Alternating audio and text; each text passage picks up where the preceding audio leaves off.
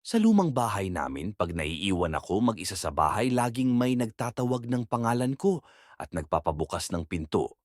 Boses din ng mga kasama ko sa bahay. Kaya ng mga unang 3 beses na nangyari yun, pinagbubuksan ko agad ng pinto at laging wala namang tao. Pero klarong-klaro talagang narinig kong tinawag yung pangalan ko. Meron yung time na nawalan kami ng communication sa tatay ko. Walang paramdam, walang pasabi kung ano nangyari sa kanya. Bigla na lang di nagparamdam. Nung mga pang-anim na buwan na niya nang nawawala, boses niya tumawag sa akin nang naiwan akong mag-isa ulit sa bahay. Pinakinggan ko muna ng maigi kasi nga baka guni-guni. Nung paulit-ulit ko nang narinig ang pagtawag niya sa akin, dali-dali na akong bumaba sa pinto at binuksan. Pagbukas ko ng pinto, nakita ko siya pero naglalakad palayo at papunta sa kapitbahay.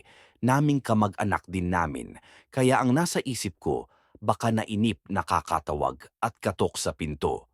Pero pagdating ko doon, wala siya. Tinanong ko mga kamag-anak ko kung asaan na ang tatay ko. Puro blank expression lang sila, hindi daw nila alam. At sinabi ko nga ang nakita ko na nakaputi pa siyang polo at nakita kong papunta sa bahay nila.